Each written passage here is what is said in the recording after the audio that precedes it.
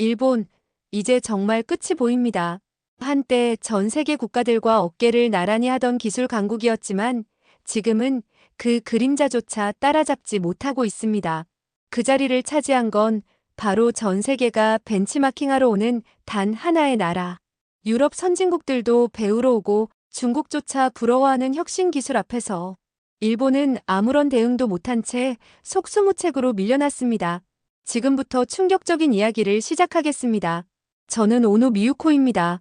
일본 NHK의 국제뉴스 앵커로 일하고 있어요. 지금까지 다양한 국제뉴스와 일본의 전통과 문화를 세계에 알리는 일에 자부심을 갖고 살아왔습니다. 매일 아침 스튜디오에 앉아 세계 각국의 소식을 전하면서도 제 마음 한편에는 늘 일본에 대한 깊은 자부심이 자리하고 있었어요. 우리나라의 정교한 기술력, 천년을 이어온 전통, 그리고 장인 정신. 이런 것들이 세계 어느 나라보다 뛰어나다고 굳게 믿어왔죠. 하지만 그 믿음 뒤에는 쓰라린 기억이 숨어 있었습니다. 제가 고등학생이었던 1990년대 말 아버지가 운영하던 전통 농업회사가 큰 위기를 맞았어요. 아버지는 3대째 이어온 우수한 품종의 쌀을 재배하는 농장을 경영하셨는데 갑자기 한국산 쌀이 일본 시장에 들어오기 시작한 거예요. 미유코야, 우리 집안이 100년 동안 지켜온 전통이 무너지고 있구나. 아버지의 탄식 소리가 지금도 귀에 생생해요. 그때까지만 해도 일본 쌀의 품질은 세계 최고라고 여겨졌는데 한국산 쌀이 가격 경쟁력뿐만 아니라 품질 면에서도 무시할 수 없는 수준에 이르렀다는 소식이 들려왔거든요. 결국 아버지의 농장은 경영난에 빠졌고 가족들은 큰 경제적 어려움을 겪어야 했습니다. 그때부터 제 마음속에는 한국에 대한 복잡한 감정이 자리 잡았어요. 단순한 경쟁을 넘어서 우리 가족의 생계를 위협했던 기억이었거든요. 대학에서 언론학을 전공하고 NHK에 입사한 후에도 저는 항상 일본의 우수성을 강조하는 기사들을 선호했어요. 일본의 전통 기술, 장인 정신, 혁신적인 기업 문화. 이런 주제들을 다룰 때면 마음이 뿌듯했죠. 특히 아시아 관련 뉴스를 다룰 때는 더욱 신중했습니다. 물론 객관적인 보도를 해야 한다는 건 알고 있었지만 마음 깊은 곳에서는 일본이 아시아에서 가장 선진적이고 우수한 나라라는 믿음을 버릴 수 없었어요. 동료들 사이에서 저는 전통의 수호자라는 별명으로 불렸어요. 일본 문화에 대한 애정이 남달랐거든요. 매주 주말이면 교토의 전통 정원을 거닐며 마음의 평화를 찾곤 했죠. 그곳에서 바라보는 완벽하게 정돈된 풍경을 보면 일본인의 섬세함과 완벽주의가 얼마나 뛰어난지 새삼 깨닫게 됐어요. 미유코상, 당신은 정말 일본을 사랑하는군요. 외국인 동료가 종종 그런 말을 했어요. 네, 우리나라는 정말 자랑스러운 나라니까요. 저는 언제나 자신 있게 대답했습니다. 하지만 최근 들어 뉴스룸에서 들려오는 소식들이 조금씩 제 마음을 흔들기 시작했어요. 아시아 각국의 기술 발전 속도가 예상보다 빠르다는 보고서들이 계속 올라왔거든요. 특히 한국의 기술 혁신에 관한 자료들이 눈에 띄게 늘어났어요. 그때마다 저는 의식적으로 그런 정보들을 외면하려고 했습니다. 일시적인 현상일 거야. 결국 일본의 저력이 드러날 텐데. 하지만 마음 한구석에서는 묘한 불안감이 커져가고 있었어요. 혹시 제가 놓치고 있는 중요한 변화가 있는 건 아닐까요? 그런 어느 날 아침 편집회의에서 충격적인 보고를 들었습니다. 농업 담당 기자가 가져온 자료였는데 한국의 스마트팜 기술이 일본을 앞서고 있다는 내용이었어요. 미유코 앵커님, 이 자료 좀 보세요. 젊은 기자가 태블릿을 제 앞에 밀어냈어요. 화면에는 한국의 최신 농업 기술에 관한 상세한 분석 자료가 나와 있었죠. 저는 처음에는 믿을 수 없다는 표정으로 자료를 훑어봤어요. 인공지능을 활용한 작물 관리, 드론을 이용한 정밀 농업, IoT 센서를 통한 실시간 환경 제어. 이런 기술들이 한국에서 이미 상용화되어 큰 성과를 거두고 있다는 거였어요. 이게 정말 사실인가요? 제가 의심스럽게 물었습니다. 네, 여러 국제기관에서 확인된 데이터입니다. 특히 생산성 면에서 일본의 전통 농법을 크게 앞서고 있다고 해요. 그 순간 20년 전 아버지의 얼굴이 떠올랐어요. 한국산 쌀 때문에 고민하던 그 모습 말이에요. 설마 그때의 일이 다시 반복되는 건 아닐까요? 하지만 농업은 단순히 기술만의 문제가 아니잖아요. 일본의 장인 정신과 전통적인 노하우는 어떤 기술로도 대체할 수 없어요. 저는 다소 방어적으로 말했습니다. 물론 그렇습니다. 하지만 한국은 전통과 기술을 조화시키는 방법을 찾은 것 같아요. 실제로 품질과 생산성 모든 면에서 놀라운 결과를 보여주고 있거든요. 편집회의가 끝난 후 저는 혼자 남아 그 자료들을 다시 자세히 살펴봤어요. 숫자들은 거짓말을 하지 않았습니다. 한국의 스마트팜에서 생산되는 농산물의 품질과 수율이 일본의 전통 농법을 확실히 앞서고 있었어요. 더 충격적인 건 이런 기술이 단순히 대기업 차원에서만 이루어지는 게 아니라는 점이었어요. 중소농가들도 정부 지원을 받아 이런 최신 기술을 도입하고 있었거든요. 일본에서는 아직 실험 단계에 머물러 있는 기술들이 한국에서는 이미 일상이 되어버린 거죠. 이상하네요. 왜 우리는 이런 소식을 제대로 보도하지 않았을까요? 저는 혼잣말로 중얼거렸어요. 사실 이유는 뻔했습니다. 일본 언론도 그리고 저 자신도 한국의 발전을 인정하고 싶지 않았던 거예요. 그날 저녁 집에 돌아가서도 마음이 편하지 않았어요. 20년 전 아버지가 겪었던 위기가 더 큰 규모로 일본 전체에 닥치고 있는 건 아닐까요? 하지만 이번에는 단순한 가격 경쟁이 아니라 기술 격차였어요. 아버지, 지금 상황을 보시면 뭐라고 하실까요? 저는 아버지의 영정 사진을 바라보며 속으로 물었어요. 5년 전 돌아가신 아버지는 마지막까지도 일본 농업의 우수성을 믿어 의심치 않으셨거든요. 다음 날부터 저는 한국 관련 자료들을 의식적으로 찾아보기 시작했어요. 하지만 볼 때마다 놀라운 사실들만 발견됐죠. 반도체, 조선, 자동차는 물론이고 이제 농업까지 한국이 일본을 앞서가고 있는 분야가 생각보다 많았어요. 미유코상, 요즘 한국 관련 자료를 많이 보시는군요. 동료가 제 컴퓨터 화면을 보며 말했어요. 네, 뉴스 준비 때문에요. 저는 어색하게 대답했지만 사실은 개인적인 호기심이 더 컸어요. 그러던 중 편집장에게서 예상치 못한 제안을 받았습니다. 미유코 앵커 한국 스마트팜 현장 취재를 해보면 어떨까요? 시청자들도 관심이 많을 것 같은데요. 저는 잠시 망설였어요. 한편으로는 진실을 확인하고 싶은 호기심이 있었지만 다른 한편으로는 제 믿음이 무너질까봐 두려웠거든요. 좋은 아이디어네요. 하지만 객관적인 시각을 유지하는 게 중요할 것 같아요. 물론이죠. 미유코 앵커의 전문성을 믿고 있어요. 며칠 후 저는 한국행으로 가는 비행기를 탔습니다. 평생 처음 밟는 한국 땅이었어요. 솔직히 마음이 복잡했습니다. 호기심과 불안감이 동시에 밀려왔거든요. 공항에서 나오자마자 느낀 첫인상은 의외로 깔끔하고 현대적이라는 거였어요. 제가 막연히 상상했던 모습과는 달랐죠. 하지만 여전히 마음 한구석에는 경계심이 자리하고 있었어요. 안녕하세요. 오노 미유코 앵커님이시죠? 저는 현지 코디네이터 김수진입니다. 공항에서 저를 맞이한 건 30대 초반으로 보이는 여성이었어요. 유창한 일본어를 구사하는 게 인상적이었죠. 네, 반갑습니다. 이번 취재 일정이 어떻게 되나요? 내일부터 경기도 평택에 있는 최신 스마트팜 시설을 둘러보실 예정입니다. 그 다음에는 전통 농법과 현대 기술을 결합한 농장도 방문하고요. 호텔로 가는 차 안에서 김수진 씨가 한국 농업의 현황에 대해 설명해 주었어요. 사실 10년 전까지만 해도 한국 농업은 일본을 많이 따라했어요. 하지만 최근에는 완전히 다른 길을 걷고 있죠. 어떤 면에서 다른가요? 저는 조심스럽게 물었어요. 일본은 전통과 장인 정신을 중시하잖아요. 한국은 그보다는 기술과 효율성에 더 집중했어요.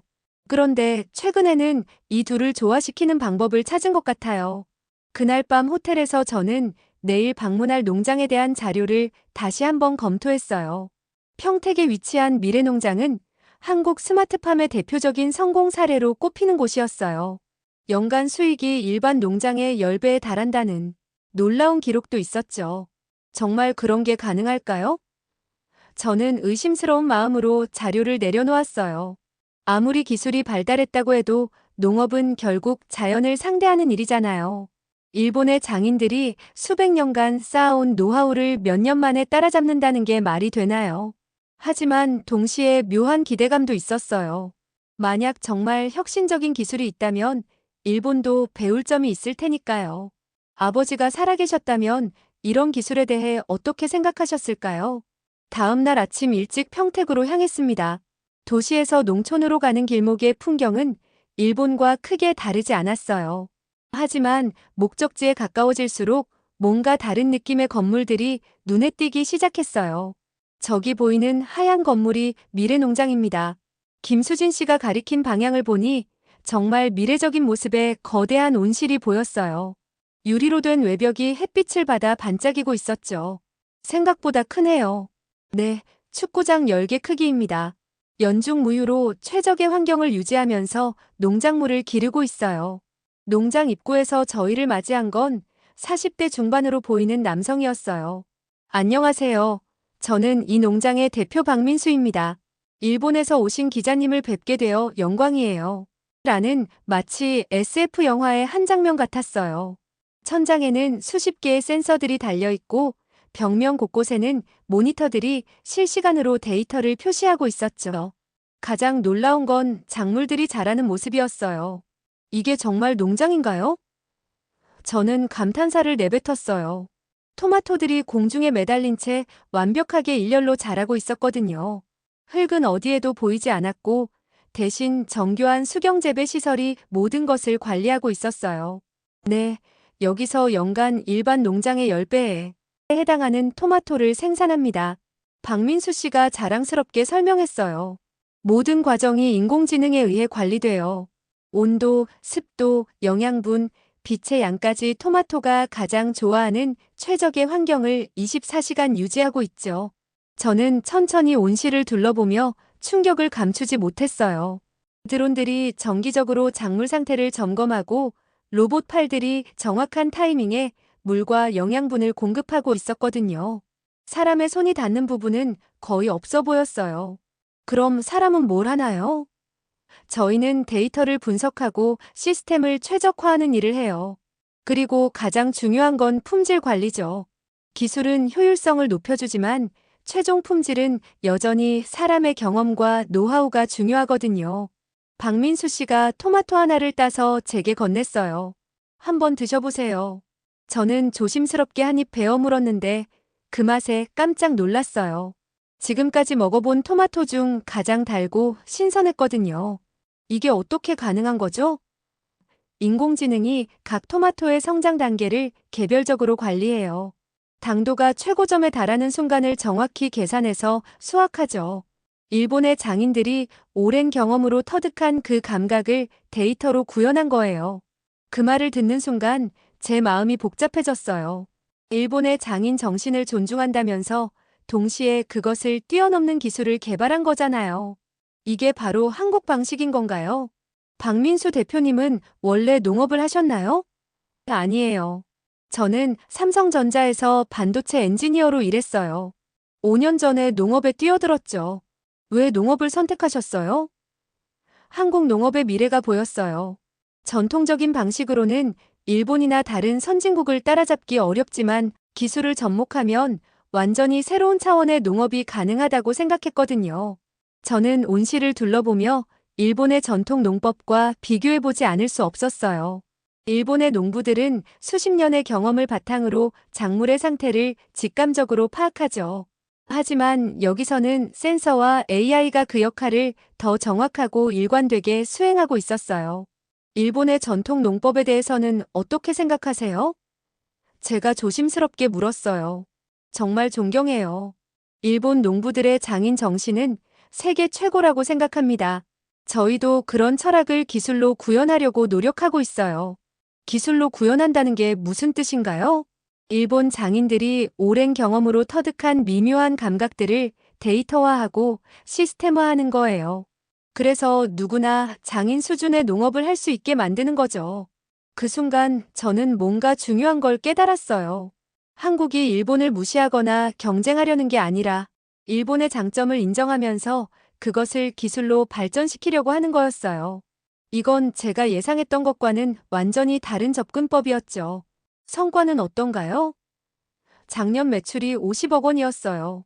같은 규모의 일반 농장보다 10배 높은 수익이죠. 그리고 품질도 일본 프리미엄 토마토와 비교해도 뒤지지 않아요. 숫자는 거짓말을 하지 않았어요. 하지만 더 놀라운 건 이런 농장이 전국에 수백 개나 있다는 사실이었어요. 한국이 농업혁신에 얼마나 진심인지 실감할 수 있었죠. 박민수 씨의 첫인상은 예상과 달랐어요. 흑투성이 작업복을 입은 전형적인 농부의 모습을 상상했는데 깔끔한 정장을 입고 태블릿을 들고 있는 모습이 마치 IT 기업 CEO 같았거든요. 이곳에서는 정확히 어떤 일들이 이루어지나요? 직접 보시는 게 빠를 것 같네요. 안으로 들어가시죠. 온실 안으로 들어서는 순간 저는 입을 다물 수 없었어요. 그곳은 제가 상상했던 농장과는 완전히 다른 세계였거든요. 오후에는 좀 더 전통적인 농장을 방문했습니다. 하지만 여기서도 예상과는 다른 모습을 보게 됐어요. 겉보기에는 일반적인 농촌 풍경이었지만 자세히 보니 곳곳에 최신 기술이 숨어 있었거든요. 안녕하세요. 저는 이곳에서 스마트팜 프로젝트를 담당하고 있는 노현진입니다. 저희를 맞이한 건 30대 초반의 젊은 남성이었어요. 작업복을 입고 있었지만 손에는 최신형 태블릿을 들고 있었죠. 이곳은 전통 농법과 현대 기술을 결합한 사례예요. 노현진 씨가 넓은 밭을 가리키며 설명했어요. 겉보기에는 일반 농장 같지만 땅속에는 수백 개의 센서가 매설되어 있어요. 정말 신기했어요. 언뜻 보면 할아버지가 운영하시던 전통적인 농장 같았는데 실제로는 최첨단 기술로 무장된 곳이었거든요. 드론이 정기적으로 하늘을 날아다니며 작물 상태를 체크하고 스마트폰으로 원격 제어가 가능한 관계 시설도 갖춰져 있었어요. 노현진 씨는 어떻게 이 일을 시작하게 되셨나요? 원래 서울에서 IT 개발자로 일했어요. 그런데 고향 농업이 점점 쇠퇴하는 걸 보면서 뭔가 도움이 되고 싶었죠. 도시에서 농촌으로 오는 게 쉽지 않았을 텐데요. 처음에는 부모님도 반대하셨어요. 좋은 직장 그만두고 왜 농사 짓겠다고 하냐면서요. 하지만 지금은 오히려 자랑스러워 하세요. 노현진 씨와 이야기를 나누면서 제가 가졌던 편견들이 하나씩 무너지기 시작했어요.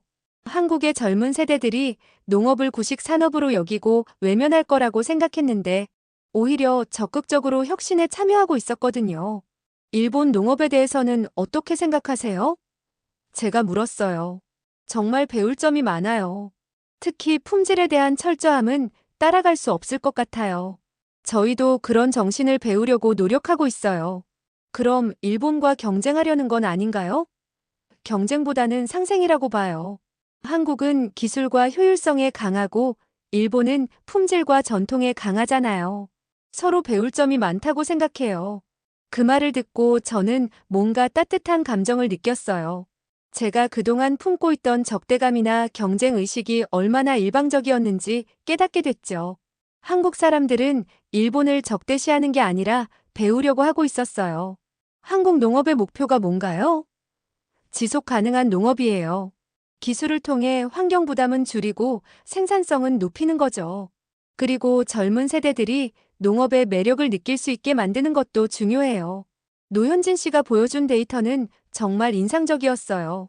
물 사용량은 30% 줄이면서 수확량은 2배로 늘렸다고 했거든요. 게다가 농약 사용량도 크게 줄였다고 하더군요. 어떻게 그런 게 가능한가요? 정밀 농업이에요. AI가 각 구역의 토양 상태와 작물 상태를 계속 실시간으로 분석해서 필요한 만큼만 물과 영양분을 공급해요. 낭비가 없으니까 효율성이 높아지는 거죠. 저는 그때 문득 아버지 생각이 났어요. 아버지는 평생 경험과 직감에 의존해서 농사를 지으셨는데 만약 이런 기술이 있었다면 어땠을까요? 아마 처음에는 반대하셨겠지만 결과를 보시면 인정하셨을 거예요. 노현진 씨, 혹시 전통 농법을 무시하는 건 아닌가요? 제가 조심스럽게 물었어요. 절대 그렇지 않아요. 오히려 전통 농법의 지혜를 기술로 계승하려고 해요. 예를 들어 할아버지들이 날씨를 보고 판단하던 것들을 기상 데이터와 AI로 더 정확하게 예측하는 거죠. 그 말을 듣고 저는 한국이 추구하는 방향을 이해할 수 있었어요. 전통을 부정하는 게 아니라 기술로 발전시키는 거였죠. 일본의 장인 정신에 대한 존경심도 가지고 있었고요. 오노 앵커님은 일본 농업에 대해 어떻게 생각하세요? 노현진 씨가 오히려 제게 질문했어요. 자부심을 가지고 있어요. 일본의 농업 기술과 품질은 세계 최고라고 생각하거든요. 맞아요. 저도 그렇게 생각해요. 그런데 이제는 그런 일본의 장점들을 기술과 결합하면 더 큰 시너지를 낼 수 있을 것 같아요. 혹시 일본도 관심이 있으시면 협력할 수 있을 텐데요. 그 순간 저는 뭔가 뜨끔했어요. 한국이 일본과 경쟁하려는 게 아니라 협력하려고 한다는 걸 느꼈거든요. 제가 그동안 품고 있던 경계심이 얼마나 일방적이었는지 깨달았죠. 해가 지기 시작하자 노현진 씨가 특별한 곳으로 안내해 주었어요. 이곳은 제가 가장 애착을 가지는 구역이에요. 그곳에는 전통적인 방식으로 기르는 벼가 있었어요. 하지만 자세히 보니 여기에도 센서들이 곳곳에 설치되어 있었죠. 왜 이 구역은 따로 관리하세요? 할아버지께서 평생 기르신 품종이에요. 기술의 도움을 받지만 전통적인 방식의 정성도 함께 드리려고 해요. 그래야 진정한 맛이 나온다고 생각하거든요. 저는 그 말을 듣고 감동했어요. 기술만 맹신하는 게 아니라 전통의 가치도 소중히 여기고 있었거든요. 이런 균형 감각이야말로 진정한 혁신이 아닐까요? 그날 밤 호텔에서 저는 오늘 경험한 일들을 정리해 보았어요. 머릿속이 복잡했습니다. 한국에 대한 제 편견이 얼마나 잘못되었는지 깨닫게 됐거든요. 아버지의 농장이 망했을 때 저는 한국을 원망했어요. 우리 가족의 전통을 파괴한 적이라고 생각했죠.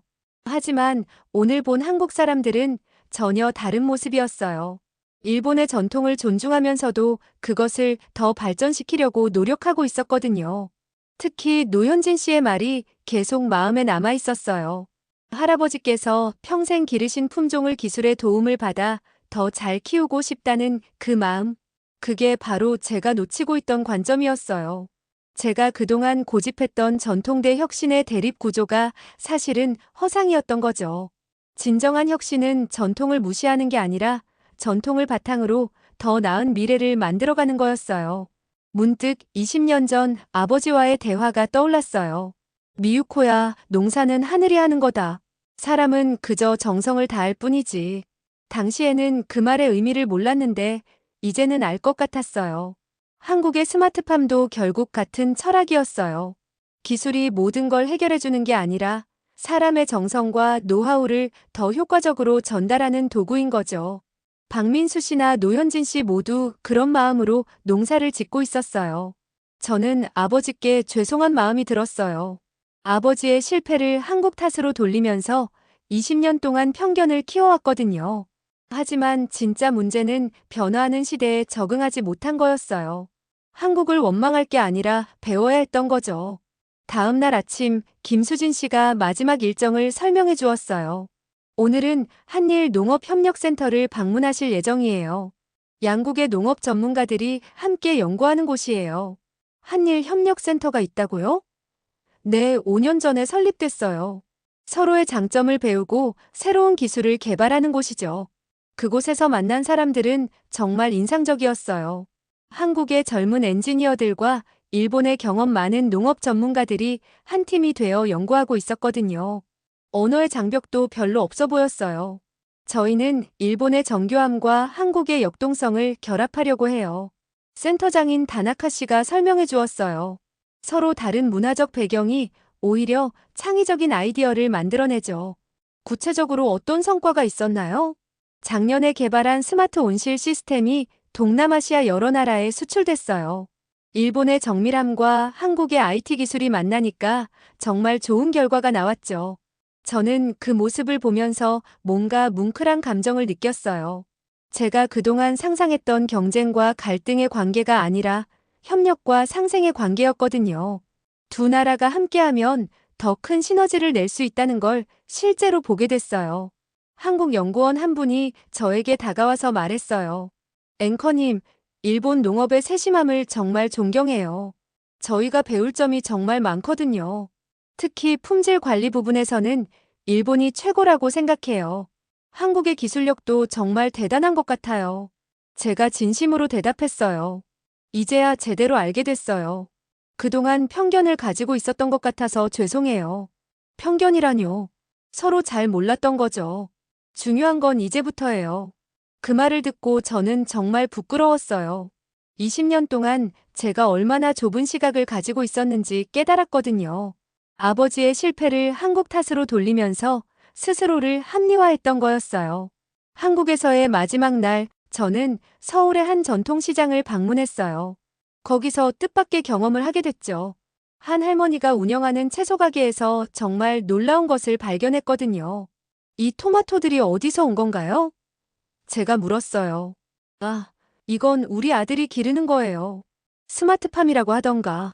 어려운 건 잘 모르겠지만 정말 맛있어요. 바로 제가 이틀 전에 방문했던 박민수 씨의 농장에서 온 토마토였어요. 첨단 기술로 기른 토마토가 전통시장의 할머니 손을 거쳐 소비자들에게 전달되고 있었던 거죠. 할머니, 이런 새로운 방식의 농업에 대해서는 어떻게 생각하세요? 글쎄, 요즘 젊은 것들이 하는 일은 잘 모르겠지만 결과가 좋으면 된 거 아니겠어요. 손님들도 맛있다고 하고. 그 순간 저는 뭔가 중요한 걸 깨달았어요. 전통과 혁신이 꼭 대립할 필요는 없다는 거였죠. 오히려 서로를 보완하면서 더 나은 결과를 만들어낼 수 있었어요. 일본으로 돌아가는 비행기 안에서 저는 이번 취재에서 얻은 교훈들을 정리해 보았어요. 가장 큰 깨달음은 제가 그동안 얼마나 편협한 시각을 가지고 있었는가 하는 거였어요. 한국이 일본과 경쟁하려는 게 아니라 함께 발전하려고 한다는 걸 알게 됐어요. 그리고 진정한 혁신은 전통을 무시하는 게 아니라 전통을 바탕으로 더 나은 미래를 만들어가는 거라는 것도 깨달았죠. 무엇보다 제 개인적인 상처와 편견이 얼마나 객관적인 판단을 방해했는지 반성하게 됐어요. 아버지의 실패를 한국 탓으로 돌리면서 20년 동안 성장의 기회를 놓쳤던 거였어요. 도쿄에 도착해서 편집장에게 첫 보고를 했을 때 편집장의 반응이 의외였어요. 미유코 앵커, 표정이 많이 달라졌네요. 뭔가 특별한 경험을 하신 것 같은데요. 네, 정말 많은 걸 배웠어요. 특히 제 자신에 대해서 말이에요. 어떤 내용으로 방송을 구성할 예정인가요? 한국 농업의 혁신 사례를 소개하되 일본과의 협력 가능성에 중점을 두려고 해요. 경쟁보다는 상생의 관점에서요. 편집장은 잠시 놀란 표정을 지었어요. 아마 제가 한국에 대해 비판적인 시각으로 접근할 거라고 예상했을 텐데 완전히 다른 방향이었거든요. 시청자들 반응이 어떨지 모르겠네요. 한국에 대해 호의적으로 보도하는 건 사실을 왜곡할 수는 없잖아요. 제가 직접 보고 경험한 걸 그대로 전달하는 게 기자의 역할이죠. 그날 밤 집에 돌아와서 저는 오랜만에 아버지의 영정 사진 앞에 앉았어요. 아버지, 이제야 알겠어요. 아버지가 실패한 건 한국 때문이 아니라 변화에 적응하지 못해서였어요. 저도 똑같은 실수를 20년 동안 반복했고요. 하지만 이제는 달라질 거예요. 편견을 버리고 열린 마음으로 세상을 바라보겠어요. 아버지도 그걸 원하실 거라고 생각해요. 일주일 후, 저는 스튜디오에서 한국 스마트팜 특별 다큐멘터리를 진행했어요. 평소와는 완전히 다른 마음가짐이었죠. 편견을 버리고 사실을 있는 그대로 전달하려고 했어요. 시청자 여러분, 오늘은 한국의 농업혁신 현장을 직접 취재한 내용을 전해드리겠습니다. 솔직히 말씀드리면 저도 이번 취재를 통해 많은 편견을 버리게 됐어요. 방송 시작부터 제 솔직한 고백으로 시작했어요. 시청자들도 놀랐을 거예요. 평소 일본의 우수성을 강조하던 제가 이런 말을 하다니요. 한국의 스마트팜 기술은 정말 놀라웠습니다. 하지만 더 인상적이었던 건 그들이 일본의 전통 농법을 존중하고 배우려는 자세였어요. 경쟁이 아닌 협력의 가능성을 보게 됐죠. 방송이 진행될수록 저는 더욱 진정성 있게 이야기할 수 있었어요. 박민수 씨와 노현진 씨를 만났던 경험, 한일협력센터에서 본 상생의 모습들을 생생하게 전달했죠. 특히 인상적이었던 건 한국의 젊은 농업인들이 일본의 장인 정신을 진심으로 존경한다는 점이었어요. 그들은 우리의 적이 아니라 함께 발전해 나갈 파트너였습니다. 방송 중간에 제 개인적인 이야기도 꺼냈어요. 사실 저는 20년 전 아버지의 농장이 어려움을 겪었을 때 한국에 대해 부정적인 감정을 가지게 됐어요. 하지만 이번 취재를 통해 그게 얼마나 편협한 시각이었는지 깨달았습니다. 시청자들의 반응은 뜨거웠어요. 방송국에는 수많은 전화와 이메일이 쏟아져 들어왔죠. 대부분 긍정적인 반응이었어요. 용기 있는 보도였다. 편견을 버리고 사실을 전달해줘서 고맙다는 내용들이 많았어요. 하지만 일부에서는 비판의 목소리도 있었어요. 왜 한국을 띄워주느냐, 일본의 자존심은 어디 갔냐는 식의 반응들이었죠. 예상했던 일이었지만 여전히 마음이 무거웠어요. 다음 날 편집회의에서 편집장이 말했어요. 미유코 앵커 시청률이 평소보다 30% 높았어요. 그리고 온라인 조회수도 엄청나고요. 반향이 정말 크네요. 좋은 쪽인가요? 나쁜 쪽인가요? 압도적으로 좋은 쪽이에요. 특히 젊은 시청자들의 반응이 뜨거워요. 편견 없는 객관적인 보도라고 평가하더군요. 그 후 몇 주 동안 저에게는 여러 곳에서 강연 요청이 들어왔어요. 대학교, 시민단체, 심지어 정부 기관에서도 제 경험을 나누어 달라고 했죠. 한 대학교 강연에서 학생이 질문했어요.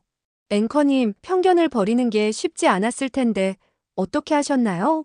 사실 저도 아직 완전히 극복했다고 할 수는 없어요. 하지만 중요한 건 인정하는 거예요. 내가 틀릴 수 있다는 걸 인정하고 열린 마음으로 세상을 바라보려고 노력하는 거죠. 몇 달 후에는 더 놀라운 일이 벌어졌어요. 일본 농림수산성에서 한일 농업협력 프로젝트를 추진하겠다고 발표한 거예요. 제 방송이 어느 정도 영향을 미쳤다고 하더군요.